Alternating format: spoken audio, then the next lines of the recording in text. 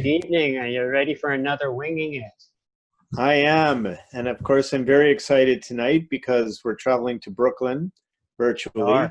We are. We're going to zoom down to Brooklyn, and we're going to chat with Robert Pepper, whose musical handle is Palm Musique. We get a bunch of his CDs here and albums. And so Robert is a visual artist, experimental musician. He also organizes a lot of things. He organizes a series, I think, in Brooklyn called Ambient Chaos. Sounds like it's kind of like ambient ping here in Toronto. And then similar ring to it, yes. Yeah, and that's sort of like a mix of ambient and noise music. Yes. During lockdown, he's been doing these, inviting artists to do these 15-minute videos, solo jams, right? Which is how I got to know him, because Robin Story had done one, and then I sent him one, and he posted it, and been chatting with him ever since. And the other thing that he does that really kind of piqued my interest is that he designed a tarot deck. Yes. And, it's very interested in that. So I'm sure we'll talk about all that stuff once he comes on.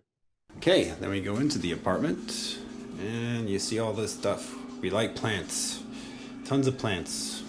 Me, Robin, Philippe, all love plants. Stacy, my wife, she's got all these ceramics. And there is the biggest piece I've done. This is 2001. Is that when 9/11 happened? Yeah, I guess that was the month around. I started that, and then 9/11 happened, so I was out of work, and I finished it. It was displayed in a cafe. It's called Dominique's Release, of a woman that I was acquainted with who unfortunately passed in 9/11. So, but this is, I guess you could say, my opus back then. I'd like to do bigger ones, but it's hard to keep all this stuff in the house. Welcome to Winging It. Thank you. Yeah, got the The vinyl package and the CDs, the Merch. package. I've been devouring it. Thank Very you cool. So much. It's amazing stuff. And man, you're a busy guy. At least, I mean, I know you're not on all of those, but at least 5 of the CDs had your name on them. So Yeah, well, I mean, All Rolon is mainly me and Philippe Gerber. It's a chance for us to release our own stuff and how we want it, but we also release friends and other artists that we love, and that's what we've been doing. So. Right on. How long have you guys had that label? Wow. I think it might have started in 2009, but I think it was Philippe Gerber, a good friend of mine. He started it, and I jumped in around a few years into it, and I was pretty much doing the same thing. And right. I was like, oh, let's team up, and then we became good friends, after that. Yeah, I was just saying. Yeah, I was just saying to Mark that. So I think. Hi, Mark. Hi. This is Mark, by the way. Yeah. Good to meet you. Great to meet you too. You organize Ambient Chaos, which is that a monthly series? Yeah, well, Ambient Chaos started. It's a monthly series up until now because of COVID. But, yeah. Glenn Cornett, this gentleman in New York, he basically threw me the keys one day and was like, "Do you want to do shows in my loft space?" And I was like, "Okay, maybe. I don't know if I want the responsibility," but I went with it. And I was responsible for the space and his Steinway and everything else. So it kind of made me feel a little weird because I didn't even know him. But I mean, 8 years down the line and still doing it. So, yeah. So these shows are held in a loft? Well, it used to be in a loft on Ludlow Street in Manhattan. And now Glenn moved to Brooklyn to a warehouse space that used to be an old pencil factory, I believe. Yeah, so it's oh no, it was Ball Bearing Factory. I got that mixed up, but it's a beautiful old space, and it's got like a stage. I mean, it probably was for manufacturing, but it works as a stage, and he's got a beautiful Steinway. It's kind of like half punk, half classical. It comes in the middle. Glenn Cornett's quite an interesting guy. Let's put it that way. TBGB meets Carnegie Hall. Yeah, and that's kind of Glenn. He's too punk for people like like Carnegie Hall, but he's too classical for punk people. So he's just weird. Right. I'm Right. just thinking of a Steinway in a punk concert. That would be extraordinary. He's actually had punk shows with the Steinway there, although it was heavily guarded by a bunch of I think it would have to be. Well, there's a band here in Toronto that kind of meshes that stuff. They're called Fucked Up.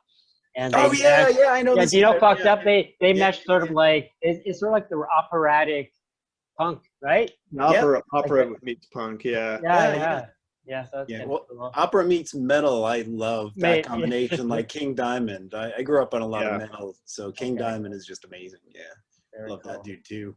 Yeah. Very cool. And then, of course, during the lockdown, you've been posting videos. Oh, I had to say that, but the solo gigs, and that's sort of how I got to know you, because Robin had done one and had posted it, and it was like, this is amazing. Look at all these amazing solo concerts, right? And I've been devouring those bit by bit, and then going back and watching some of the video of the shows at Ambient Chaos. Yeah, I'm glad. I've it's been my baby, and then I kind of felt I had all these great things lined up, and then COVID happened, and then I was like, wow, this is kind of terrible. So maybe I could do something online. And I'll be honest, like, I'm not the one to watch live shows online, but like if they're pre-recorded and they're like 15 minutes, like I'm with that. But the live streams I'm not so with. I don't know what it is, but like, now I know, yeah. But this almost has like been too really much now. successful. Yeah.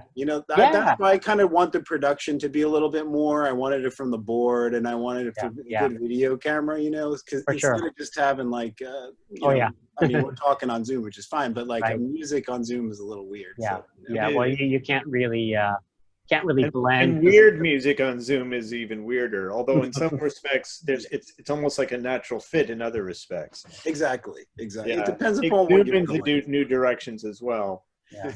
Yeah. Exactly. Well, the lovely thing about it, the lovely thing about Robert is that it's like a sampler, right? Someone plays 15 minutes, you go, okay, I like this or I don't like that, and then you can look them up, and there we go. It's sort of like 15 minutes is a good mark, right? For sure. Sorry, Mark, go ahead. Well, I was just going to say, I mean, you have found so many musicians to participate in your Ambient Chaos series. Could you give us sort of, are they mostly New York based, or are they everywhere? I mean, I know obviously Charlie's not New York based, but they're everywhere. And I've done Spectrum for like 8 years, and there was a lot of people from Spectrum that gave me performances, and a lot of them became friends over the years. But it's always interesting to me to just find random people who find out and submit something. I just love that. Just like Charles, and it's just, and I love that because it's like, new connections and stuff, new faces and new material. And I got stuff from Asia, Indonesia. I mean, I've been there, and those are friends, but people from Norway. And then it's interesting, if one person I connect with, then I get 3 other people. So like, I think there were a lot of it, guys from Milan were sending me stuff, and that was quite cool, actually.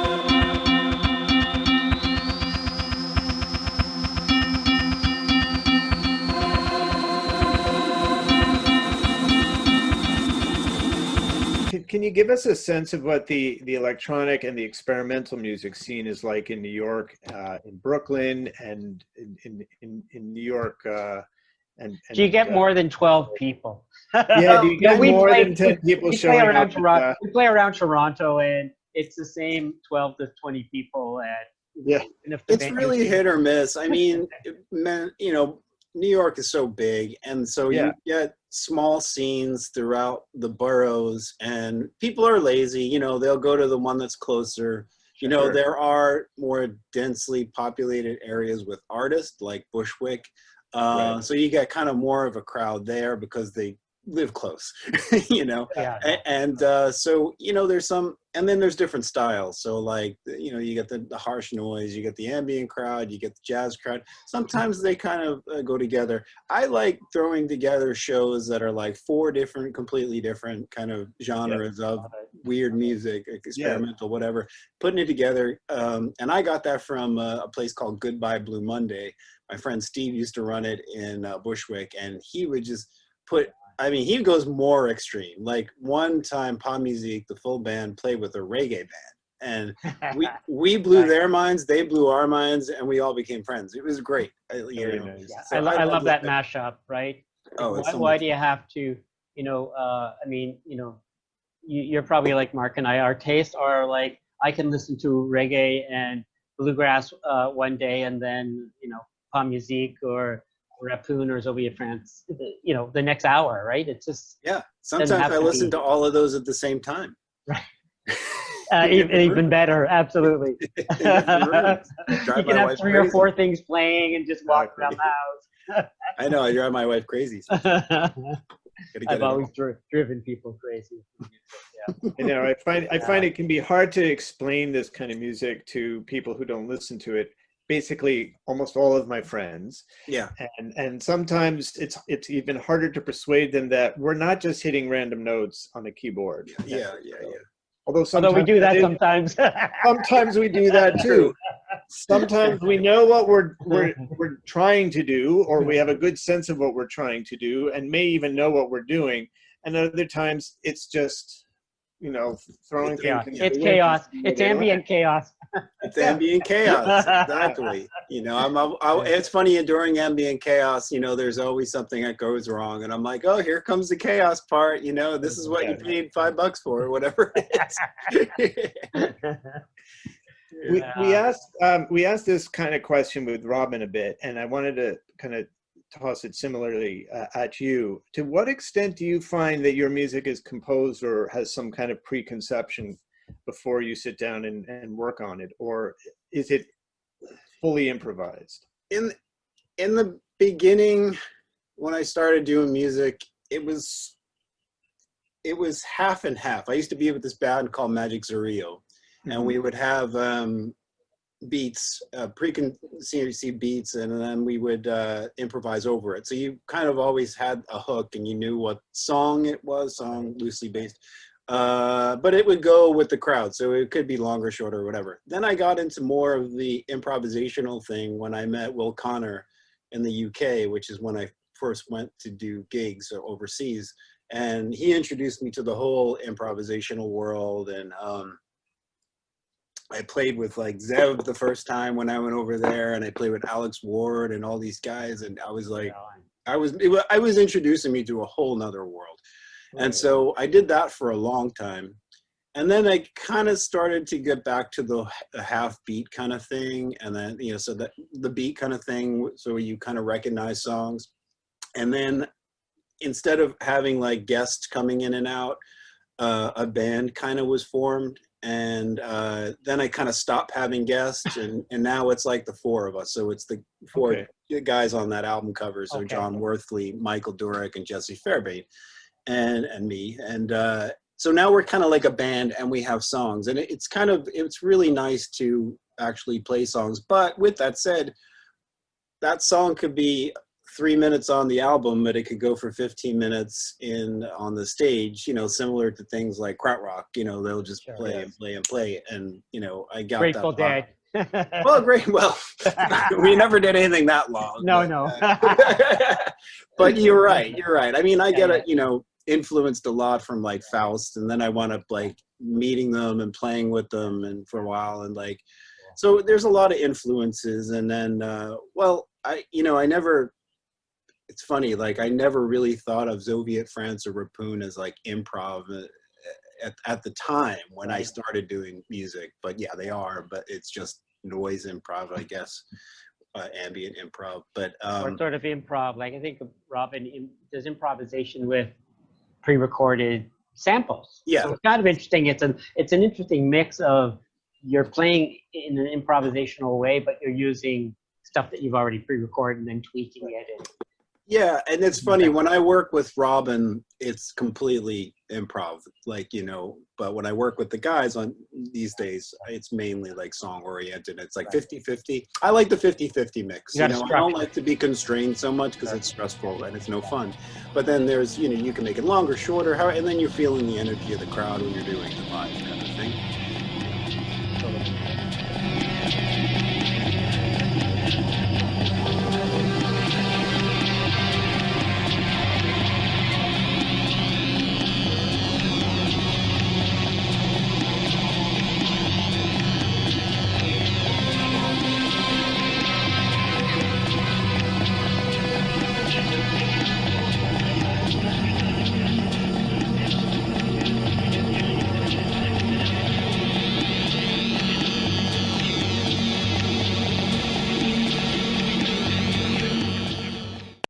so I wanted to shift gears a little bit because the music is only a portion of what you do.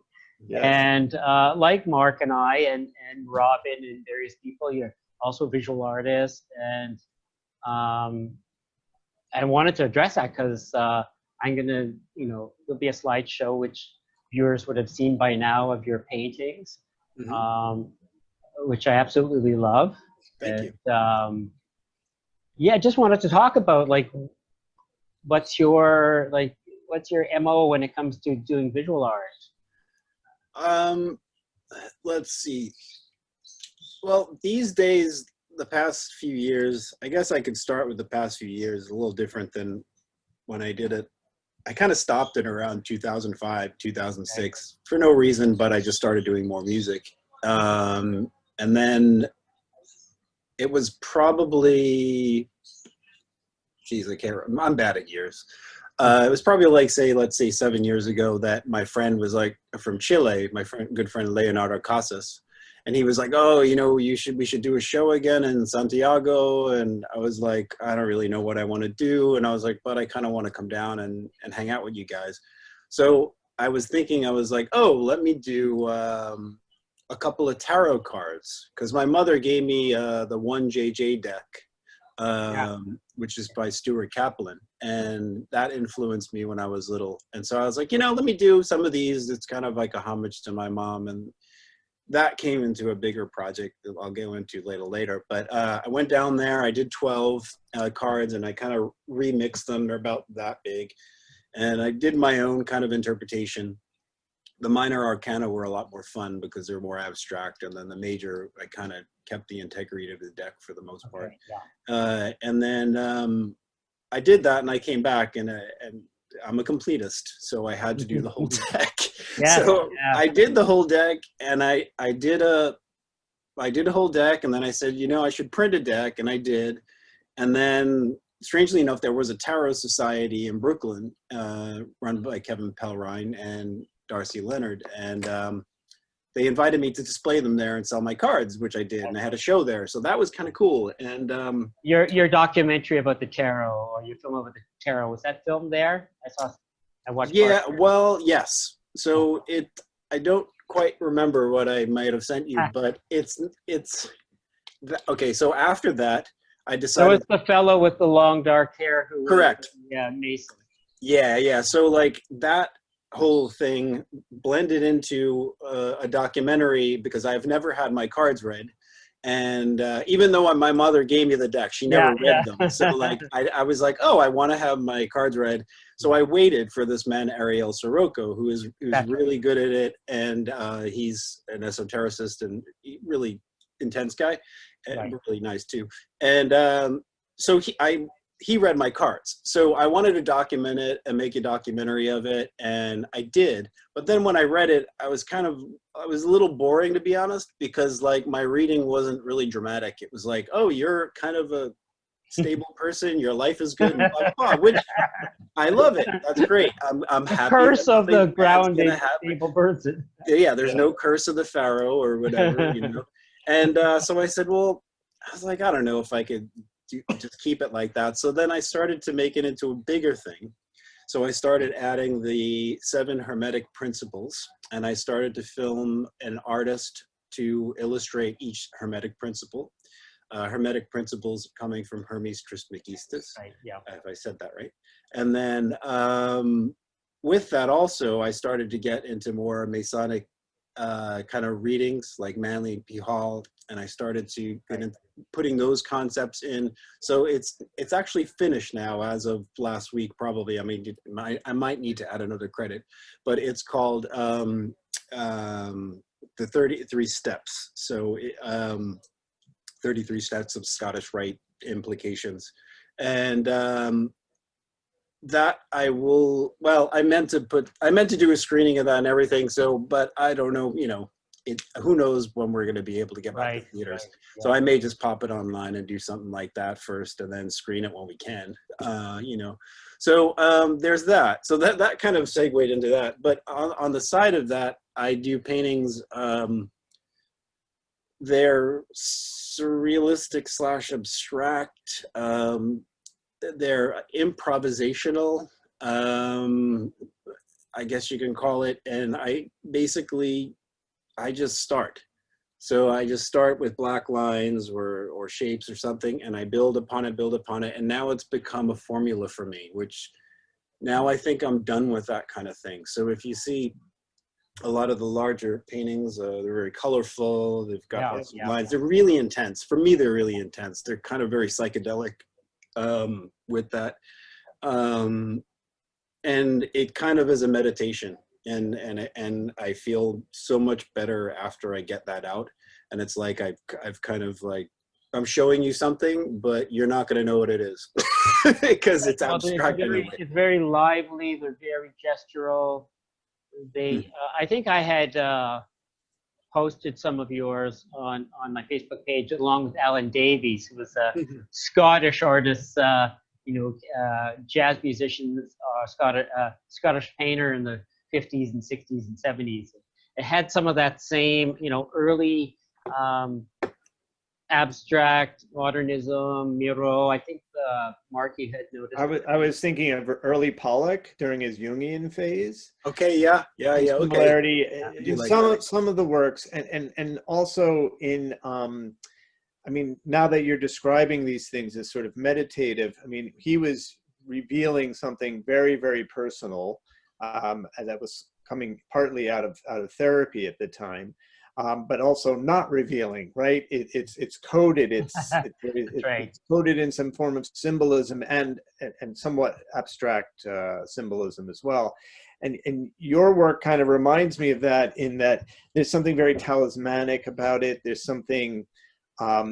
It's like there are these private symbols in a private language that's being disclosed on the canvas, but of course, we don't really know what it means. Disclosed and concealed at the same time. Yes, it's up to you to interpret it, and it's kind of like subliminal in a way. And the other aspect of it, which, oh man, I can't remember his name, but he wrote an article about it, a musician from DC, Daniel.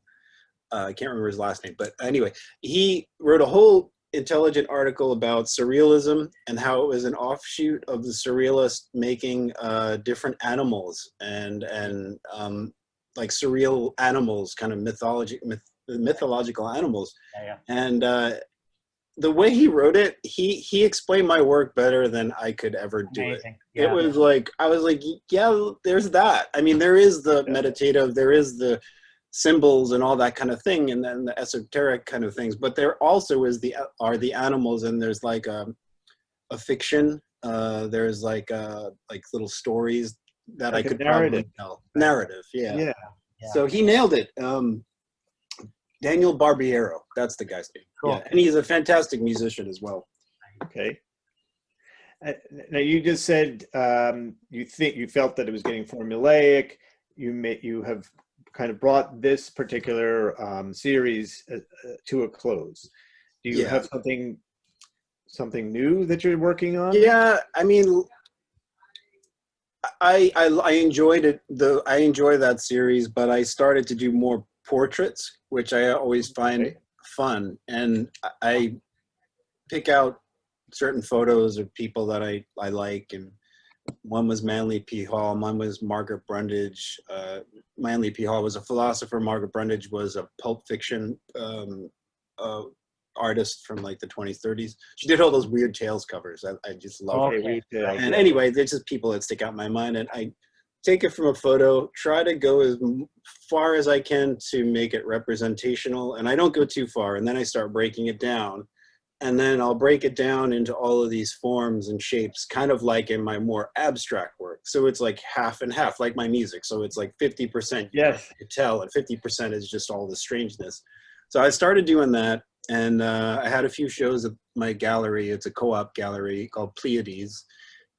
And and then COVID happened again. And then I started working on a more simpler series of talismans. And so they're just these little animals. I love like artifacts like Egyptian art and Sumerian, and I love all those little or African sculptures, you know, like I think they're called Shawabis in Egypt. And I started just from the top of my head making these things, but making them colorful, because usually they're kind of dark and they're not very colorful. So I started that recently, and it's been fun because it's been simple. It's been laying on my couch with color pencils. Those are the psychedelic talismans? Psychedelic talismans, Right on. And I saw today that you have a recording coming out soon with the same name? Yes. I was working on those recordings at the same time during this past 4 months of lockdown, and it just seemed appropriate because they kind of they're simpler recordings and they're simpler art, and they go together.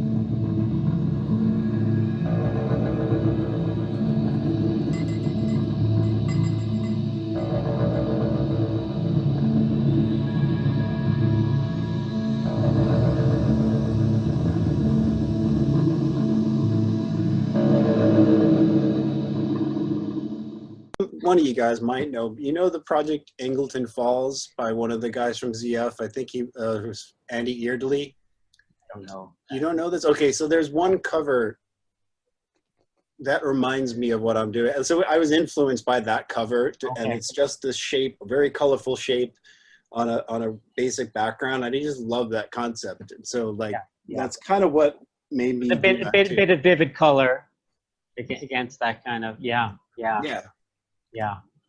So so that's the kind of direction now that I'm going in. And as I said, those other abstract ones or surreal ones are really kind of mentally draining. So these ones are nice and simple. And are they smaller too? They're smaller. I ordered a whole bunch of this great cotton paper from India, but it's been taking like 2 months to get here, and that's kind of what I've been waiting for, to really bang a lot of this stuff out. It's stuck in New Jersey somewhere. So I don't know. Oh yeah, there's always stuff stuck in New Jersey. I've had a lot since this started. Stuck in New Jersey. It gets here eventually. My stuff gets stuck in Chicago, coming to Canada. Oh yeah, stuck in the border somewhere. That's your hub. Yeah, I've been creating. I created this collaborative art game from the game crafters somewhere in the States, and they ship it, and for some reason it stops in Chicago for sometimes 2 or 3 weeks before they ship it. So yeah, that sounds like my New Jersey experience. Yeah. That's yeah. I just hope someone hasn't broken it open and started using the paper. Yeah. Then I can sell their artwork, That's right. I'll recycle it. It'll be a collaboration then. Finish it, I'm curious. I do like to ask artists who their influences are, and we've talked about what it looks like to us, but who are some of your influences? Well, visual I mean, I really like a lot of the female surrealists, like Remedios Varo, Leonora Carrington. Yeah. Leonora. I mean, You like Frida Kahlo? Frida, I do like Frida, and that is my wife's favorite as well. So we're always talking about, you know, it's like some of these names. I used to love Dali, but then I just get bored of them because it's everywhere, you know. Yeah, exactly. Yeah. And I was fortunate to go down to Mexico City to see the Leonora Carrington retrospective, and a year later the Remedios Varo retrospective, and that blew my mind. That was really cool. As said, I'm influenced by a lot of like, you know, like Egyptian art or Middle Eastern and things like this. I love. As for other names, what's the? I mean, Max Ernst is pretty cool too. I like him. I like, well, probably all the other ladies that Max Ernst was with more than Max Ernst. Dorothea Tanning as well. Well, Leonora is one of the. My sister was on about that for a while, but Max Ernst was quite a guy, I tell you that. Not the most likable guy, but a good artist. Who else? Unica Zern, I like her work as well. She was one of the lesser surrealists.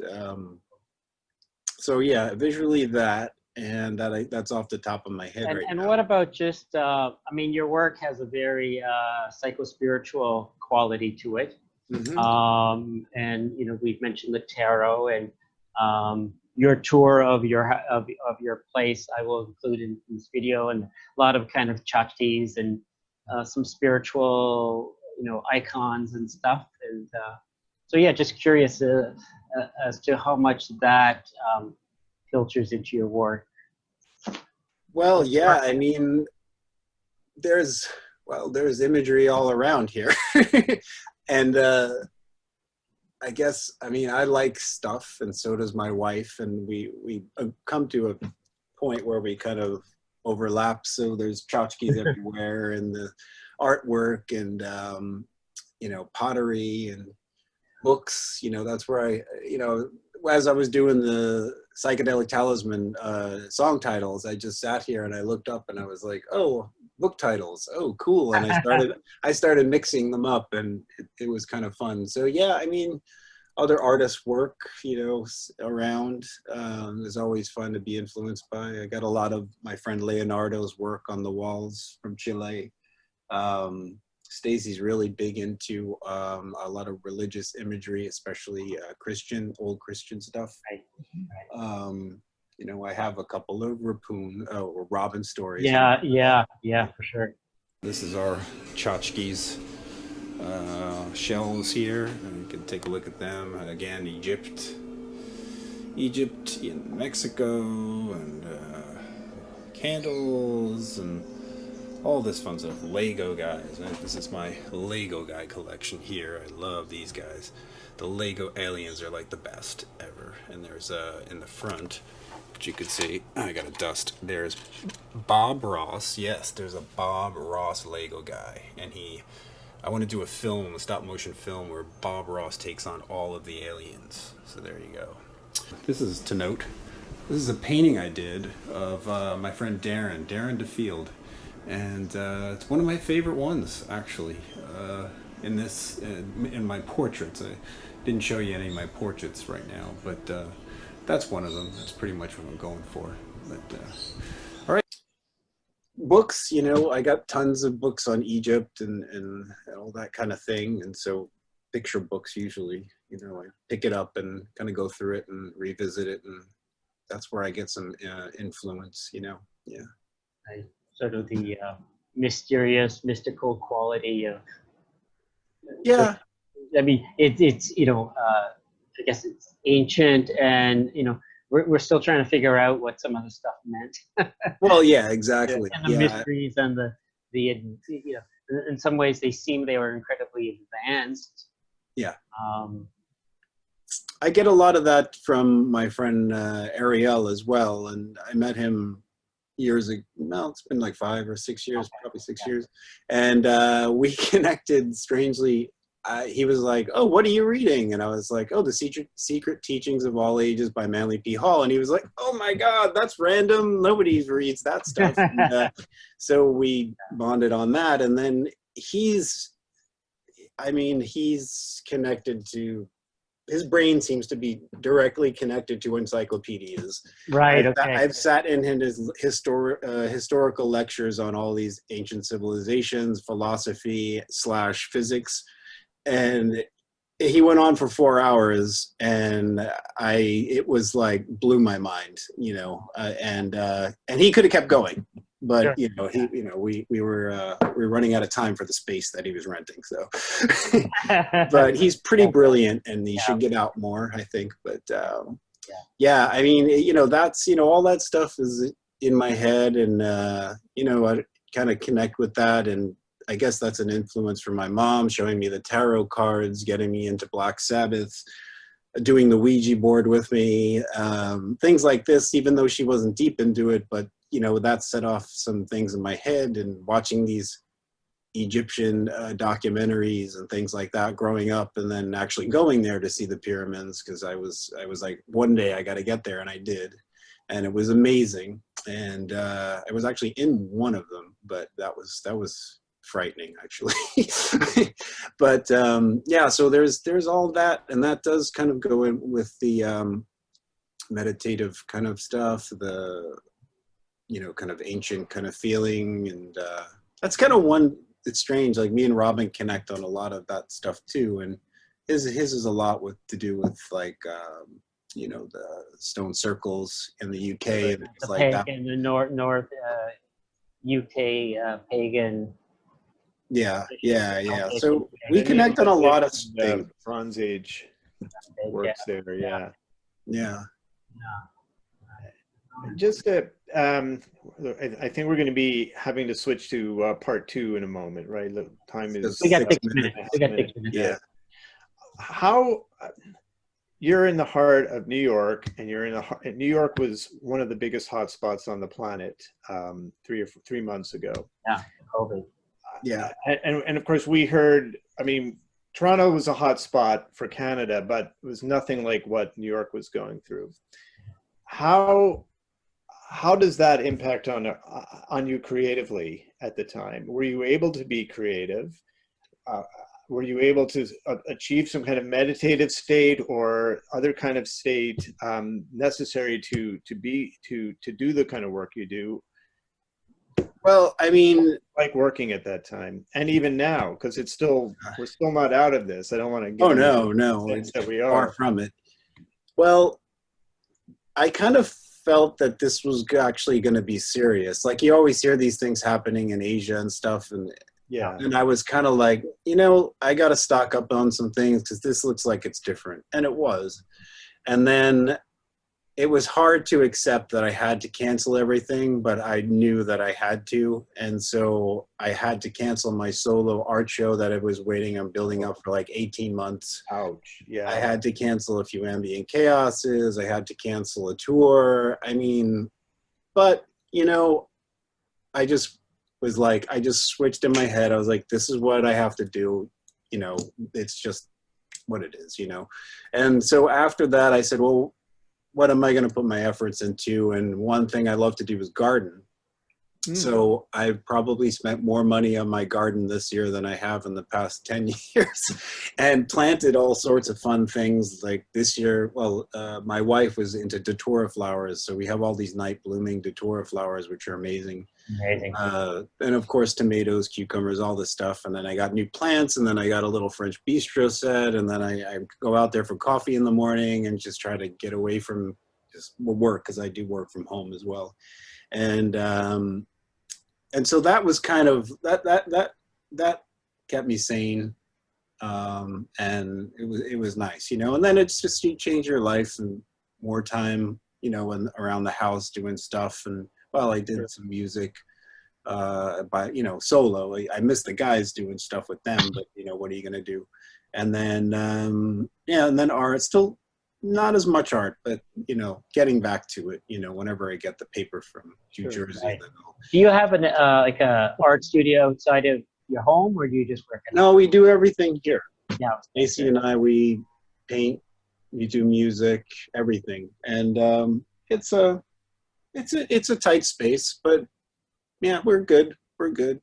She does stuff in the kitchen. I'm in the living room, and we share the studio, and yeah, we make it work. The only thing that we were like, worried. We were like, we're gonna get on each other's nerves, and it's been fine. Although our dog, on the other hand, he's getting on both of our nerves. He's a cute little Dachshund. He's a long-haired Dachshund named Charlie, and I think he misses his 8 to 10 hours a day where he just sleeps on the couch, and we're always around, and he kind of gives us these looks. And the thing is, he always thinks he's missing something, so he's running to the kitchen, then the living room, and back and forth all day. And you're like, oh my god. Like, what are you people doing in my house? Exactly. So that's kind of what I've been doing to keep balanced. Gardening is a big thing. I should have sent you some video of my garden, although I did that when I was at home. It was nighttime actually, but I've seen some photos. You posted a few photos on Facebook. So it looks like a piece of paradise back there. It is, and it's also an influence on some of my work as well. I mean, it all connects to some point, right? And especially the visually, so do some photography too, and I've been photographing a lot of the flowers and getting more involved in that, so which is nice. So it's actually the biggest thing about it. I can't remember where I actually had a whole summer to just go every day to see what's developing in the garden. I mean, maybe when I was like 8 years old or something. Wow. But like now it's really special because it's like every day outside, seeing what's going on, doing a little work or whatever, I think a lot of people, I think a lot of people have kind of rediscovering some of the simple pleasures. And I think I'm imagining pretty much everywhere gardening centers are, exploding. Yeah, it's a good business to be in. Totally. And here in Toronto, the bikes are sold out. Same here. There's no bikes to be bought. Bikes they've expanded the bike trails. So in fact, we took a ride on one of them last weekend, and it's quite amazing. Bicycle culture has just exploded in this. Yeah. So, and then as we come in here, you see the tripod where I was filming with my IKEA closet here with all these mirrors. It looks kind of cool. You got everyone's art here, all friends. There's a Jim Toot. There's Kyla Quigley. There's a Stacy. Oh, there's my pug dog up there. You can see her. That was Naga. There is a Robin up there. Robin's story right there. There's a Leo. Oh, there's one in the corner here. That's a Hawk Alfredson. Another good guy. Darren, an original Darren in the field there. Not bad. More Leos here. Here is a Jungnan Lee, artist in New York. That's my friend Camille Lawang. And David Wiener. There you go. Oh, and of course, Sean Sonder, me and Robin. Old Castle. That's our project, but that's when we were doing solo shows. That's when I first met Robin, I think. Is this the deck that oh wow, you actually have one. Yes, it is. Too. This is from 1974, I believe. And okay, that might be the second printing or something. It's and I'm not even sure where I got that. I mean, I have about 15, 20 different decks, and okay. My mother was a professional psychic for about 15, 20 years. Okay. And so we had tons of stuff around the house, and she had all that kind of stuff. And as you probably are aware, I'm designing a deck myself, so I'm just like buying decks left, right, and center, and reading books. And it gets addictive once you get involved in it. You start buying decks and. Well, and I just assumed there was a what's the word, like a unified theory around tarot, but holy shit, there's like so many different ideas, and from the Golden Dawn to Thoth to you know, and I sort of researched things like Mother Peace and like the more, you know, like, you know, feminist approach to tarot. Yep. Anyway, love it. I love it. Yeah, it's totally. The earliest ones were the Marseille deck, I think. And then there's speculation about where it came from. Yeah. Do you know you must know the filmmaker Joe Dorowski? Of course, yeah. Yeah. He actually wrote a book about the tarot, and I didn't know this, but he was Marcel Marceau's assistant. Yeah, I didn't know that. And as he traveled the world, he collected tarot decks. And then the son of one of the guys who kind of had reprinted the Marseille deck had some original deck, and he invited Joe Dorowski to help him reprint it. So there's a whole story around that, and it's. Well, you know, going back to Leonora Carrington, she was friends with him, and if you look at Leonora Carrington's, I think, or her plays and stuff, that's basically a Jodorowsky film. He mentions that there's a film, I don't know if it's on Netflix or we have something here called Canopy, which is run through the library, and there's a documentary on Jodorowsky and about how the making of Sante Sangre. But he mentions her somehow. I don't remember the context. Yeah. I forget which book it was, but there's his influences. I forget. It's there was, I think, it was Leonora Carrington. It was a woman who was a Mexican wrestler, I think, and then there was like the Zen Buddhist guy who was a big influence. It's fascinating, the stories of who he came across and who he connected with. Yeah, it's he's really a fascinating guy. We're talking about Joe Dorowski. I forget his first name. Alejandro. Yeah. Okay. Yeah, and we were just talking a bit about the tarot. Yes. So you told Robert that you're working on a tarot deck. Yes, yeah, and just talked about my mom up there. I can't wait to see it. Yeah, I have so the deck that he had mentioned, the JJ deck that his mom did, I see. similar to that. Right. Yeah, that deck is a slightly different than the normal kind of spread. There's a few differences in there, and I'm not quite sure of why they actually made them. But then again, if you look at other decks, modern decks, people change them all the time now. So. Totally. I mean, and that's what I'm doing that too, and I'm interested in doing that, right? Somehow maintaining the integrity of it, but expanding it, because, you know, all you have to do is look on Amazon, and there's 1,000 different decks. But I would say 970 of them are going to be novelty decks. Wow. Cats or penguins in tarot, or, you know. Now let me ask you a question, and then I'll return it with a story. Has anything weird happened since you've been like studying all of this? Like coincidentally weird? Like, well, so the weirdest thing that's happened to me, and I don't know if it's been since I started this, but it's been a couple of years for me, is I see numbers, and I especially see the number 33. Okay. And this started happening where I would wake up every night at 4:33, and that was significant to me because I grew up, my address was 433. So that was like, okay, what's going on here? Wow. And then there are some nights I wake up 6 times, 1:33, 2:33, 4:33, 6:33, 7:33.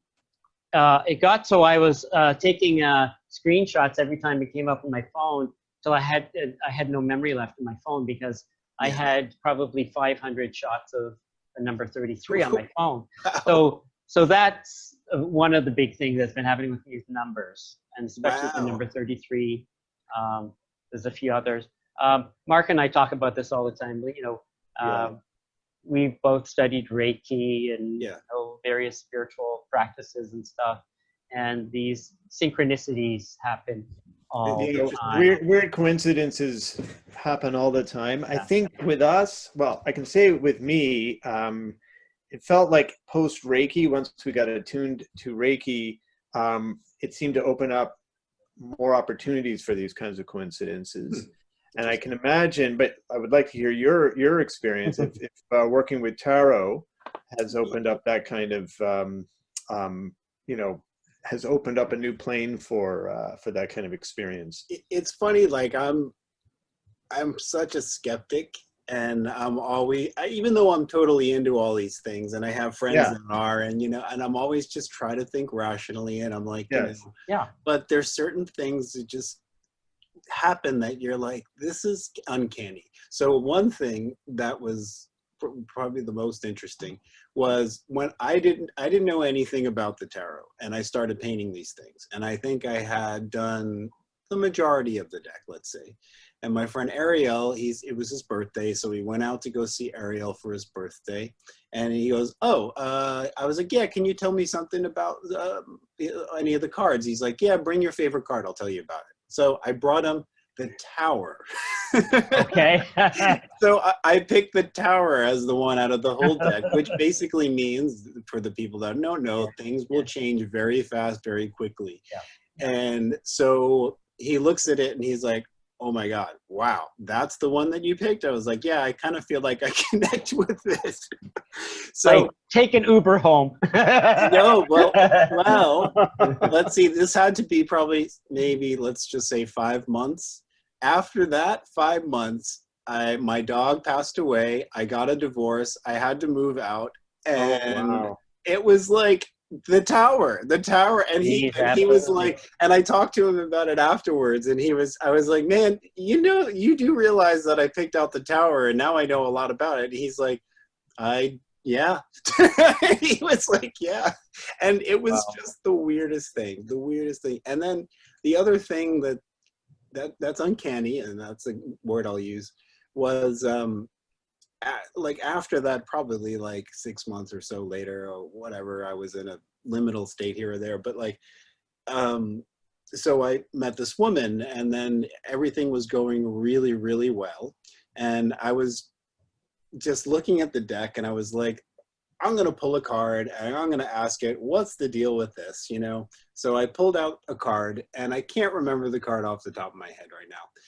Pulled it out, and it was basically like, oh, this is just a whatever, it doesn't mean anything. There's nothing there. Right. And then so like we go on a few dates, whatever, and I got mixed signals, and then I go home and I was just like, well, maybe the card's right. I'm going to try to, I shuffle the deck. I'm going to pull another card to ask it again. Same card. That's the twice thing. A week later, everything's going weird. And so I'm like, what's the deal with this? Shuffle the cards again. Pull out the same exact card. I shuffled them. It's like a magic trick. It's like, hey, 3 times out of 80 cards or whatever it is. This deck has 80 cards. That happens to me all the time. So my partner and I pull the cards almost daily, right? And I'll get the same card, and the same thing, like, okay, I don't want that card, put it back in, comes out again. So, yeah. So I have a theory about that, and that is, everything in the universe is in communication with everything else in the universe, right? It's a consciousness. There's a consciousness. It's alive, and it uses whatever it needs to communicate. So for scientists, it's facts, it's numbers. For people who are interested in symbols, it's going to, and I've seen that. So years ago, when my mother was doing her tarot readings, my stepfather created his own deck on cardboard, just hand drawn, and he did a reading for me, and it was just as accurate as my mother's. Wow. And it seems to me like, I tell you, I've got lots of different decks, different cards, pull them. They all tell me exactly what I need to hear in that moment. Mm-hmm. Even if I'm using one deck with a different book explaining it. And this is my theory, is that the universe knows what your interpretation is going to be in that moment and what you need. Yeah, I find it interesting, though, that you both have had this experience where you will pull a card out and say, I don't want this one. Yeah. A different one.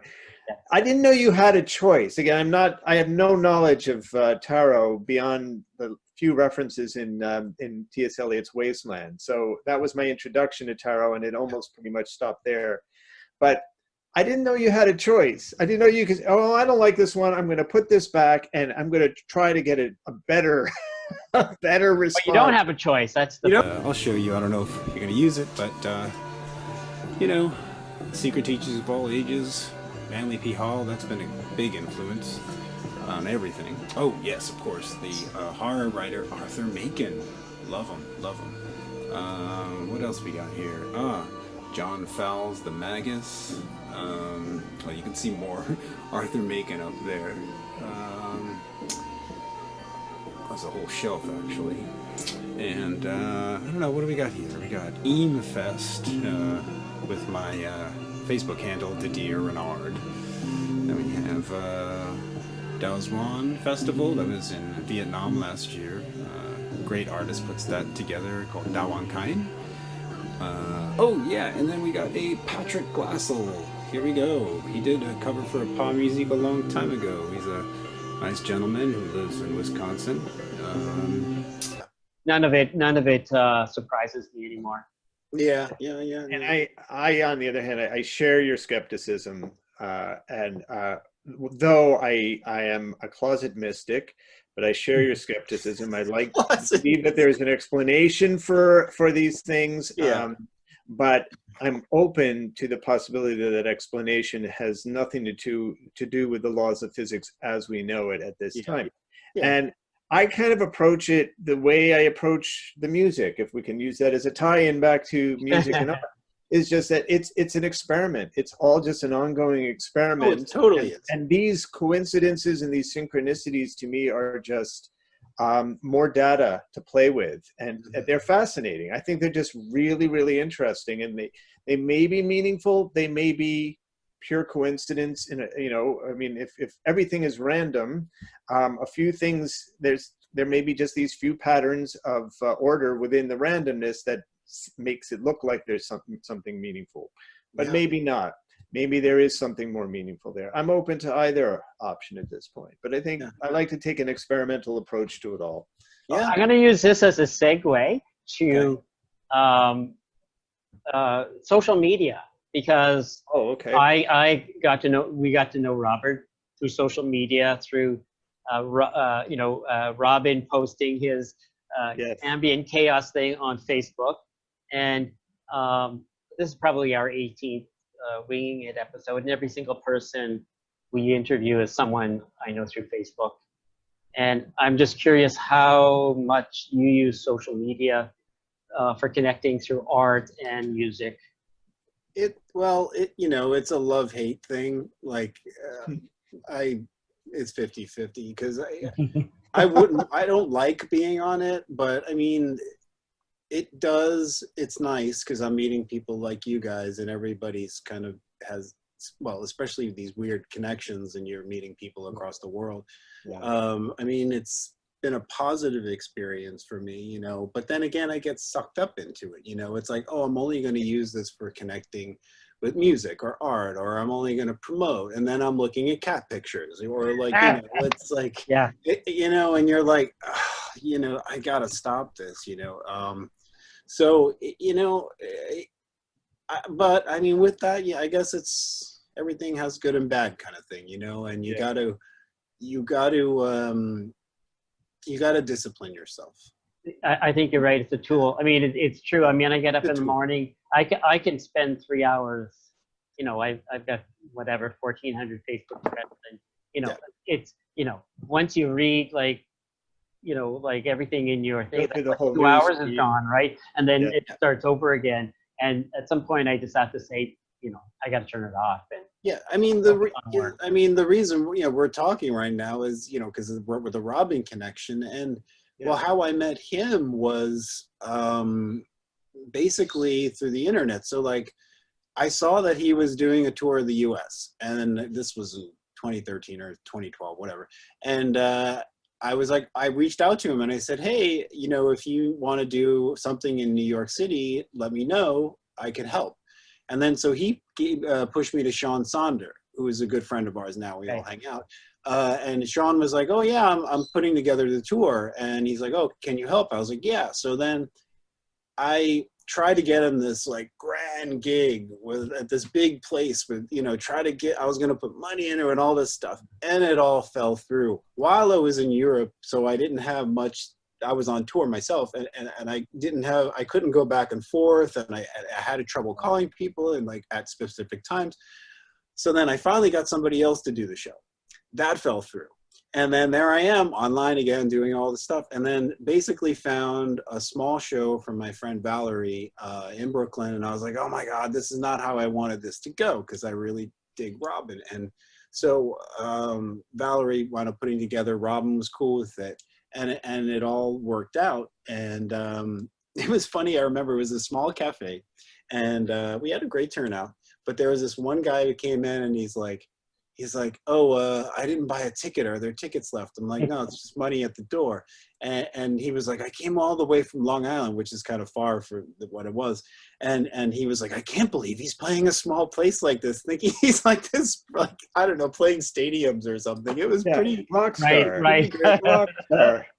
which I mean, you know, he's But in our world, he is a rock star. Exactly. Yeah. But it was fan, you know. And then we connected on a lot of stuff, and then I hosted them over here, and then then Robin reached out to me a couple of times about stuff, and then we started playing and making music together. So, internet like that, I could tell a bunch of stories like that. I mean, that's how I do my tour, my booking. I do it all myself. That's how I met everybody in Europe.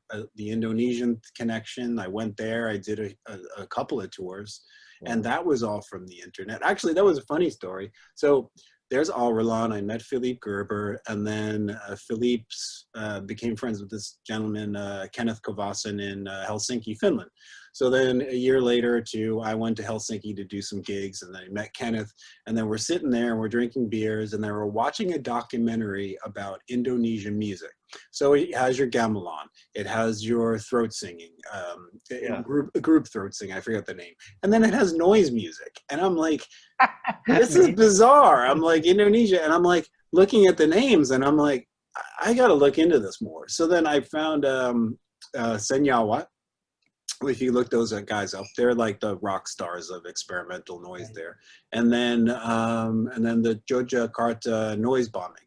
So I looked these guys up, and then I was like, hey, I saw you on this documentary. Like, how does one go about like getting a tour there, or getting gigs? And he's like, well, send me your music. If I like it, then we'll invite you. And then so he did, and I did.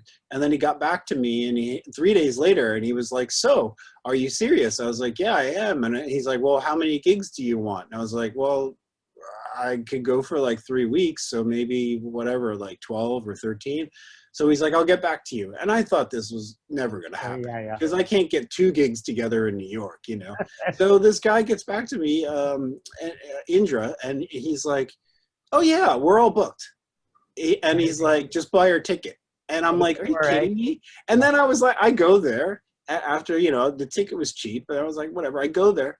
And then I thought everything was going to go wrong. I thought I was going to be sleeping on the street. I was like, all these things. Nothing. It all went right. It was perfect. It was amazing. And I did something like 14 gigs or something like that. And then I went back like years later. So there's a weird internet connection there, Amazing. Every single gig we've done, with our band, has been through internet. Every single one. Internet, yeah. Yeah. Oh, I love it. I spend a lot of time connecting with artists, posting about art, connecting about music. Yeah, your series is wonderful. Thank you. And and especially now with the time of COVID, Zoom has been, we've told the story a few times. We started out doing local interviews here in Toronto, just going to galleries and studio visits. And, after about 5 or 6, the lockdown happened, and we spent a month and a half maybe, just figuring that's it. Our series isn't going anywhere. And then it's just like, well, Zoom. Try Zoom. We've done at least a dozen now, and with people in Mexico City and Robin in the UK and Yeah. a couple We've of other gone artists in international. Brooklyn and Northern Ontario and Saskatchewan here. So it's amazing. Yeah, it's been fabulous. So I do want to be in New York as soon as possible. Yes. And Yes. wait, Well, and we got so many friends in Brooklyn now, so we'll have to come and visit. we have friends in New Absolutely. York. I mean, I'm from New York State. I'm from, I grew up in Ulster County. Okay. My parents live in Lower Dutchess County right now. So we usually make a family trip there once or twice a year. And I've been telling these guys, I'm taking you with me the next time. I was hoping this summer was going to be that. We were going to time, get but we aren't in that position right now. Well, yeah, So, I mean, New York is whenever very this much blows on our over- radar. Yeah, whenever this blows over, you guys come down, play Ambient Chaos. You know. Would love to, for sure. Love to. For sure. And if you make it back to Toronto, I know you were here once, and Yeah. Oh that's no, a you funny must come story. back. We did a terrible job pitching this place, Charlie. No, we get more than 15 people showing up. Well, check this. This is a good story. So I went up to Toronto that one time, and my friend Agha Bahari, he lives there. And so we were doing music together online, and Agha was like, oh, why don't you come up? I can get a gig. So I was like, okay, great. So booked my ticket, went up there, and he had connections to the Universal Church. And so the Universal Church, they were like doing some music, and then they would do some sort of poetry, or they would give like a lecture. Yeah. So we were the musical guests. So I walk in, it's this big, beautiful open space. I mean, it's a modern kind of church because it's a Universal Church. It's more like a conference room. And there was like 150 people there. And we were like, wow, this is going to be great. So we brought our gear, and well, the stuff I do at Agha is very minimal and electronic, ambient. So it worked there. Yeah. So we set up everything. And then we're like, well, where do we plug in? And the guy's like, oh, Aren't you acoustic? Let me see. And he's like, yeah, he thought like this was going to be an acoustic gig. And we're like, we told you we were an electronic act, So he's like, oh, let me see if I can get the How key many to battery packs on you? Yeah, he's like, let me see if I can get the key to the equipment room. And I'm like, all right. So it takes 15 minutes. Nothing happens, and he's like, well, we only have the microphone that's hooked up to the equipment room. Well, we don't have the key to the equipment room, so we can't get in there for the mixer. And I was like, what do you want us to do? We need like input outputs. He's like, can you use a microphone plug? I'm like, I really can't, because it's not going to sound like what we want. Like, and I didn't have the jack and it was all this stuff. Yeah. And then so Agha just politely goes, this isn't going to work. I'm sorry. And I was like, well, if it's going to be like that, fine. So like we're walking out, and the guy and the coordinator comes over, and he's like, I apologize. I'm so sorry. And I was like, hey, whatever, that's cool. It happened. Whatever, and he gives us an envelope, and we get in the elevator, and we open it up, and it's a bunch of cash, and he's just like, I'm really sorry about this, but here's your pay. So it was like, it could have been a huge gig as an audience, but we didn't even play, but we got paid pretty healthily. Yeah. And so me and Agha, we went, and we were like, well, let's go get lunch. So we went to and I'm sure you guys know it, the Poop Cafe. Yeah, in Little Korea. Yes. So we went and had ice cream at the Poop Cafe. Yeah. So did you guys? I haven't been there. How did you find the Poop Cafe? Oh, okay. Made a CD from. Did you guys make a CD? We did. Yeah. Because I listened to that just the other day on Bandcamp. I love it. He's great. He's a great musician. Really talented guy. And I mean, he's another story. He's from Iran. He got kicked out of Iran for doing music, first metal band or whatever, and then he went to Malaysia. He was doing a Frank Zappa cover band. He got kicked out of there, and then he moved, and then he went to Toronto, and now he's in Florida of all places. He should have gone to Indonesia. They would have welcomed him with open arms. They would have. He was just up the street in Malaysia. You guys, I'm telling you, you guys got to get there. It is so much fun there, and the people are amazing. Yeah. Wow. I've heard Japan has a good strange music scene too, like instrumental. And, that's what I know some. We just got it. We're just trying to get out of Toronto. Yeah. Well, you will. Yeah.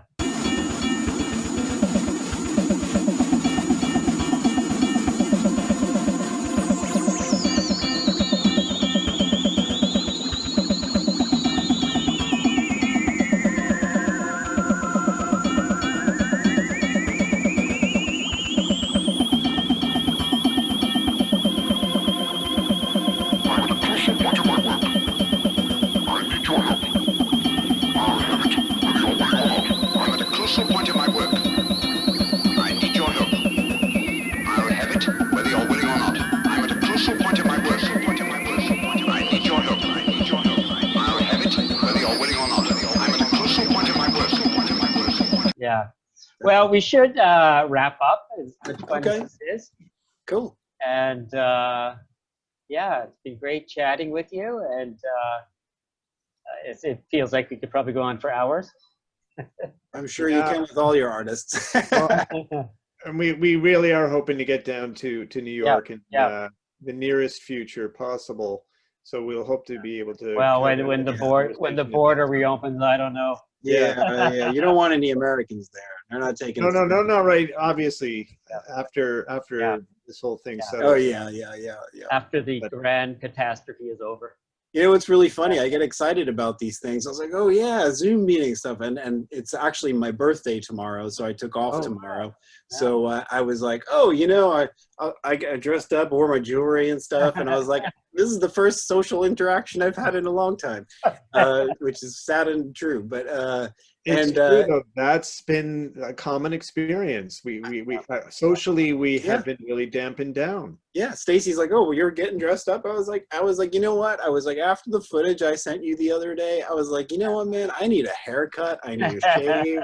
And I got to do something with the lighting because I kind of felt like I was like, wow, man. Oh, I yeah, look no, like that's good. the Yeah, Big 'cause Lebowski or something. some people don't think about that, and you know, they're in the dark and it's blurry. Yeah. And I even brushed my teeth for Zoom meetings, so there you go. Yeah, I spiffed up the old studio here. Yeah. Yeah, Well, you know, it's like you're going out. You know, I don't know. Yeah. For me, it's like, oh, Yeah. it's a ritual. You know. it is. Yeah. It's social. Yeah. Cool. Well, we will make it down to Brooklyn, and we'll talk to you. For sure. Play a gig down there, and Thanks, guys. see the Yeah. sites, and we've got a few connections in Brooklyn now. So Cool. Yeah. Yeah.